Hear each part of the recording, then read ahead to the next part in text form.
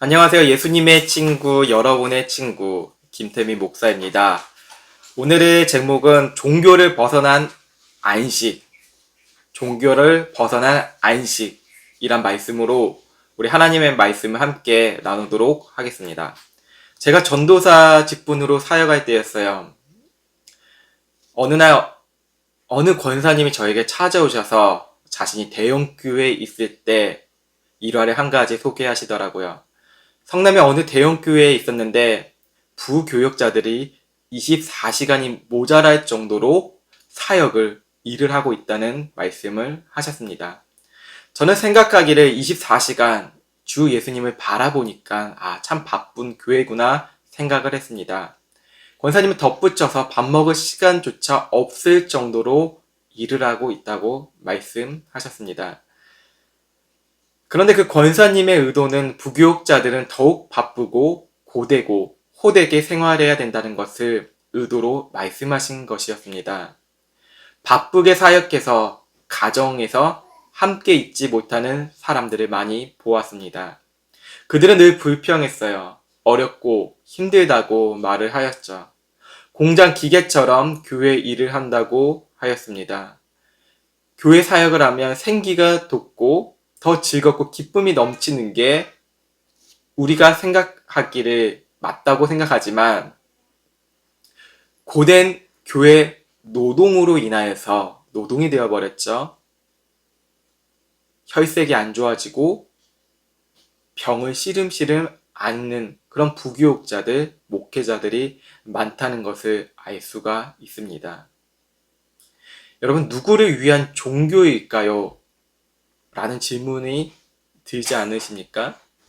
교회의 주인은 담임 목사일까요?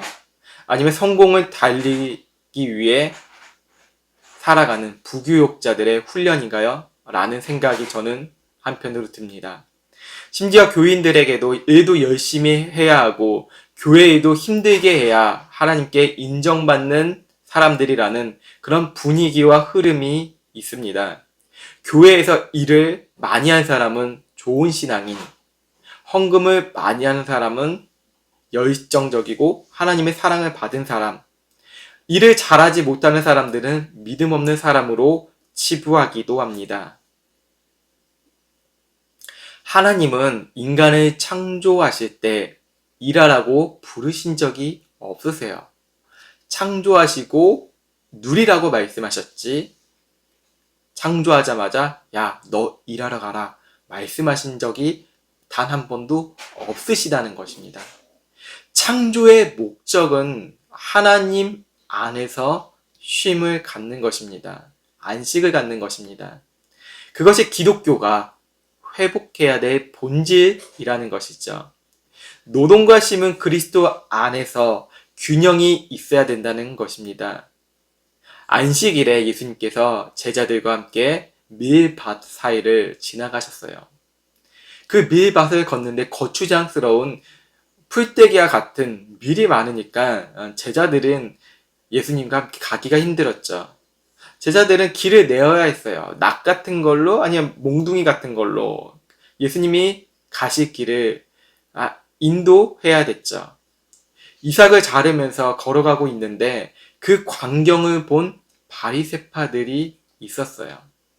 그들이 예수님께 딴지 걸 일을 찾았던 것이죠.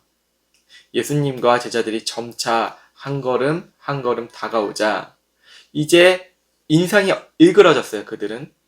바리새파는 이제 화가 난 목소리로 말했어요. 보세요. 어찌 저들이 안식일에 해서는 안 된 일들을 하고 있죠? 보이시죠? 제자들 좀 보세요. 바리새파 사람들에게는 안식일에는 일을 하지 말아야 돼요. 율법이라고 하는 것이죠. 일을 하면 안식일을 어긴 것이라 생각을 한 것이죠. 안식일은 하나님의 목적과 다르게 바리새파들은 생각했어요. 아무것도 하지 말아야 된다. 심지어 사람이 죽어가는데도 살리지 말아야 된다. 안식일을 누려야 될 것은 분명합니다. 하지만 이 안식일이 되려 다른 사람을 감시하는 용도로 사용되어졌다는 것입니다. 마치 주일에 말씀을 듣고 그리스도 안에서 교제를 해야 되잖아요. 주의 말씀을 나누고 주의 만찬을 나눈 게 그 교회 모임이잖아요. 그게 본질이고요. 하지만 교회가 다른 사람을 감시하게 된 장소로 변질된 것이죠. 예수님께서는 바리새파를 향해서 대답하셨어요. 다윗과 그 일행이 배가 고파 먹을 것이 필요했을 때 다윗이 어떻게 했는지 읽어보지 못했느냐? 아비아달 대사장 때에 다윗이 하나님의 집에 들어가 제사장만 먹게 돼 있는 진설병을 다윗이 먹고 자기 일에게도 나눠주지 않았느냐라는 것입니다. 진설병, 성소 안에 있는 12개의 빵이에요.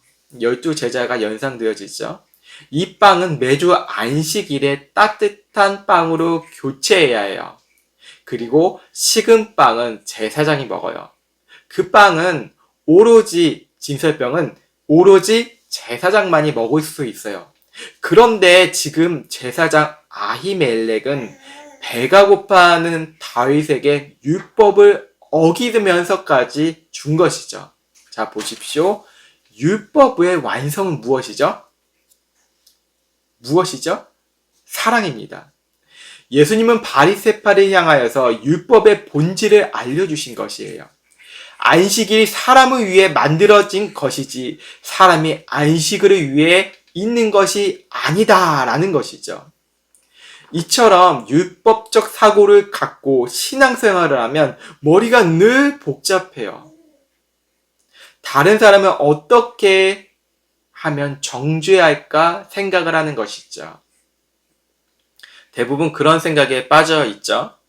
율법적 사고로 조금이라도 단점이 보이면 정죄하고 싶어져요. 다른 사람을 수근수근하고 욕을 하면 자신은 의로운 사람이라고 느껴져요. 난 저들과 달라. 저 단점 봐봐.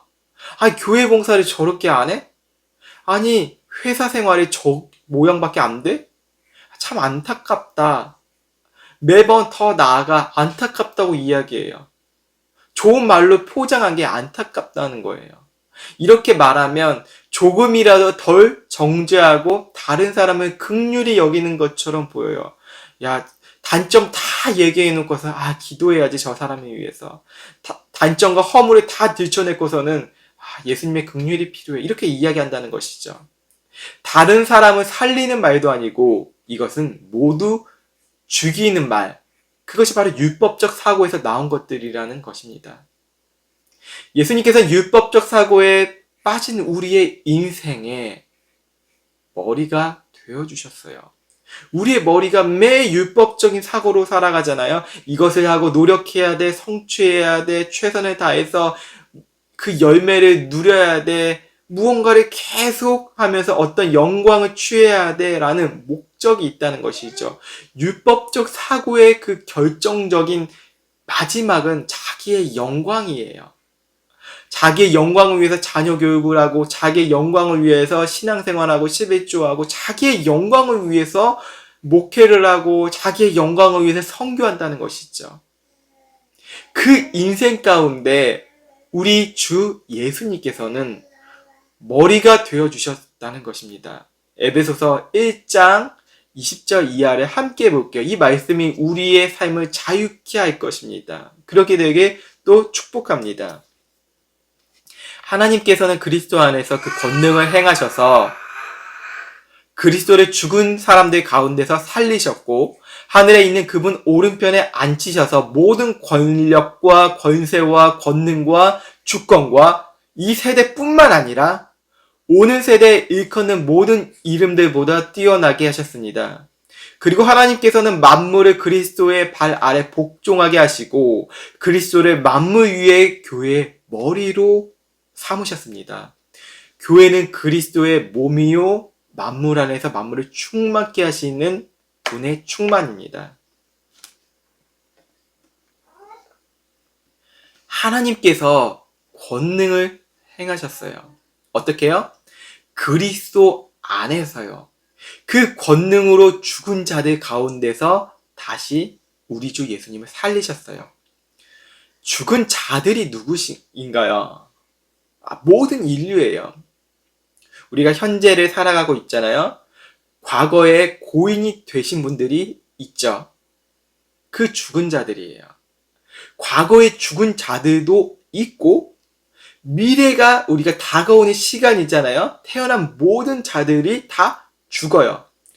그들 가운데 유일하게 예수님만이 다시 살아나셨다는 것입니다. 이것이 무슨 말이냐?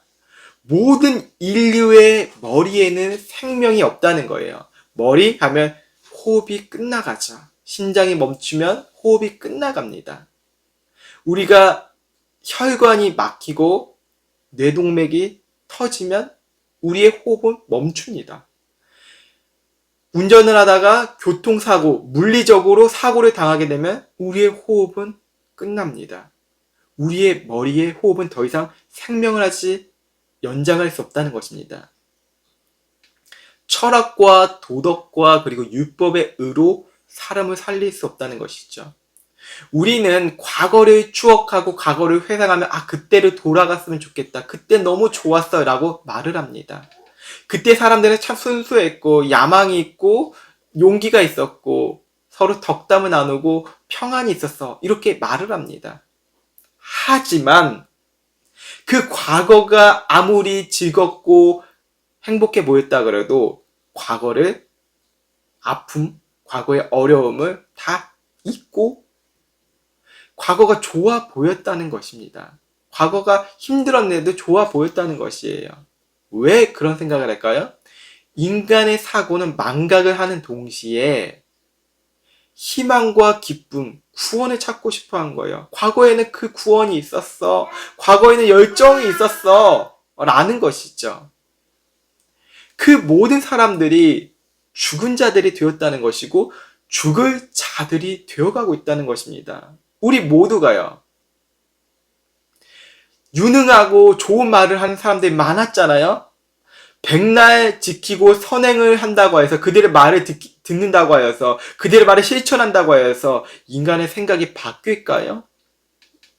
우리가 잘 알잖아요. 선행을 드러내놓고 한 사람들이 참 많죠. 그들이 뒤에서는 악행을 벌이는 사람들이었다는 것도 매스컴을 통해서 알고 있죠. 마음과 머릿속에 율법을 온전히 이룰 힘이 없다는 것이에요. 즉 생명을 살릴 수 있는 일을 할 수 없다는 것을 의미해요. 바리새인들이 성경에서 되게 나쁜 사람들로 보이죠. 그 바리새파의 속성들, 착하게 보이려고 의롭게 보이려고 하는 모든 속성들을 인류가 가지고 있다는 것입니다. 바리새파의 생각처럼 시간만 나면 내 생각이 옳고 다른 사람의 생각은 정죄하는 일에 바쁘다는 것이죠. 서로를 정죄하는 게 바리새파들의 모습, 우리의 모습이라는 것입니다. 마가복음 3장을 보시면 본문 다음 장입니다. 마가복음 3장에 보시면 이 안식일에 예수님께서 사람을 고치세요. 안식일의 정신이 바로 사람을 살리는 일이라는 것입니다. 왜 교회에서 섬기려고 하죠? 왜 여러분 세상을 향해서 섬겨야 된다고 하는 그런 동기, 이 모토가 내 머릿속에 있는 것이죠? 섬겨라, 섬겨라. 참 많은 이야기 하잖아요. 세상 사람들도 이 기독교의 용어를 가지고 섬긴다고 말을 합니다. 세상에 선한 영향력을 끼친다고 해요. 이런 용어들은 참 많죠. 왜 섬겨야 될까요? 왜 선한 영향력이 흘러가야 될까요? 사람을 살리기 위해서 이것은 흘러가야 되고 섬겨져야 된다는 것입니다. 이 섬김을 기독교 용어로만 사용해서는 안 된다는 것입니다. 구제하는 일이나 나누는 일을 섬김이라고 말하면 마음에는 자기 만족이 우선시 되면 안 된다는 것이에요. 자기 머리에서 나온 섬김 있잖아요. 내가 저 사람 섬겨야지. 그리고 내 영광을 누려야지. 그것은 또 하나의 율법을 만드는 것과 마찬가지입니다. 섬긴다는 용어 너무 좋잖아요. 그 단어가. 하지만 그 섬김을 무엇 못해 내가 섬겼어요 라고 잘난 척하는 거예요. 내가 저 사람 섬길 거예요. 내가 후원하고 있어요. 섬기고 있어요. 라는 말들. 내 중심을 보십시오. 정말 섬기는 것입니까? 아닙니다. 율법의 궁극적인 목적이 무엇이라고 하였죠? 자기 영광이라고 하였죠. 이 섬김이 자기의 영광, 율법을 위해서 사용하고 있다는 것입니다. 내가 있다는 것에 의미를 두는 것이에요. 하나님의 영광이 아닌 내 영광. 이게 바로 하나님의 영광을 가리는 인간의 최종적인 모습입니다. 우리는 이 섬김이라는 것을, 이 나눔이라는 것을 어떻게 방향을 설정해야 되냐면요. 우리는 그리스도 중심적으로 사람을 세워 나가야 돼요. 자, 보십시오. 오른손이 있죠, 제게. 오른손이 있어요, 여러분. 왼손이 모르게. 왼손이 있어요. 오른손이 모르게. 또한 은밀하게 우리가 구제를 하고 섬기잖아요. 아무도 모르게. 며느리도 모르고 시어머니도 모르고 내 자식도 모르고 뭔가 고귀한 비결이 있잖아요. 아무도 모르는 그 비결과 같이. 비결이 왜 비결일까요? 너무 소중한 가치이기 때문에. 아무도 모르게. 왜 모르게? 우리 주님이 아셔야 되니까. 사람의 영광보다 우리 주님이 영광 받으신 게 더 중요하니까. 구제를 했잖아요. 성교헌금을 했잖아요. 아무도 모르게 이 모든 것이 그리스도의 중심적이면 사람을 세우는 것입니다. 언젠가 이거 드러나도 내가 죽은 다음에 좀 드러나면 좀 괜찮은 것인데, 내가 살아있을 때 내가 헌금을 했을 때 우리 자녀 헌금함이 있거든요. 저금통이 있는데 그거 성교헌금 했어요. 이렇게 잘난 척하지 말고 아무도 모르게 조용해. 우리 이거 주님만 아시면 돼. 이게 바로 그리스도 중심적인 섬김. 사람을 살리는 섬김이라는 것입니다. 나를 부인하기에 최적인 것이 내가 사라지고 예수님만 바라본다는 것입니다. 이것으로 사람을 섬기고 살리는 안식일의 정신이라는 것입니다. 제가 책을 보는 것을 참 즐겨합니다. 막 엄청나게 잘 읽는 것이 아니라, 막이라고 이 단어가 나왔는데 막 읽는 것은 또 아니지만 책을 보는 것을 좋아하긴 합니다. 어느 날 제가 책을 고르다가, 과거였어요. 과거에 어느 날 책을 고르다가 작가가 없는 기독교 서적을 발견했어요. 오잉? 작가가 어떻게 없을까요? 제가 많이 읽는 책은 현재 팀 켈러와 존 파이퍼와 아더 핑크와 막 청교도에 있는 그런 사람들을 많이 책을 읽어요. 조정미 목사님 책도 있고 그러는데, 과거에 정말 특이한 경험이었어요. 책 제목의 이름이 무엇이었냐면요. 무릎으로 사는 그리스도인인데, 작가의 이름이, 그 소개가 무명의 그리스도인이라는 것이었어요. 작가들은 자신의 이름을 알려지기 원하잖아요. 유명하고 싶고 인기가 있고 싶고 명예가 얻고 싶어 하잖아요. 여러분 책을 쓴다고 생각해 보세요. 여러분이 책 안 팔리는 게 좋을까요? 팔리는 게 좋잖아요. 근데 팔리는 것도 베스트셀러가 되는 것이 좋죠. 베스트셀러인데 여러 서점이나 강연회에서 사인해주는 사람이 되고 싶지 않나요? 그 작가가 된다면? 하지만 이 책, 무릎으로 사는 그리스도인, 자신의 이름을 드러내지 않았다는 것이죠. 왜 그럴까 저는 곰곰이 생각해 봤는데, 이 작가를 생각하면서 느꼈던 것은 진짜 안식을 누리는 사람은 이 사람이라는 것입니다. 여러분, 작가에 대해서 뭐 쓰고 안 쓰고의 그런 문제가 아니에요. 뭐 거기에서 뭐 논쟁을 하잖아, 그런 것도 아니에요. 우리가 중점적으로 봐야 될까? 우리의 삶의 중심이 이와 같이 이름이 없어도 빛도 없어도 예수님만 드러난다는 그 일, 그게 진짜 안식을 누리는 사람이라는 것입니다.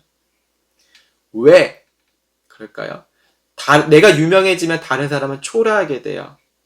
내가 헌신을 열심히 했잖아요. 다른 사람은 초라하게 돼요. 왜? 그 헌신이 내가 드러났기 때문에. 내가 공개적으로 바리새인처럼 손을 들고 기도하잖아요. 손을 들고 찬양하잖아요. 공개적으로. 엄청 오래 기도해요. 근데 우리 주님께서는 어떻게 말씀하셨죠? 은밀한 곳에 기도하라. 골방에 들어가라. 왜 그러셨을까요? 잘난 척하지 말라는 것입니다. 자기 영광 취하지 말라는 것입니다. 너가 자기 영광을 취하면 다른 사람들은 비교가 된다는 것입니다. 이 한국 사회에 만연한 종교적인 모습, 비교라는 것입니다.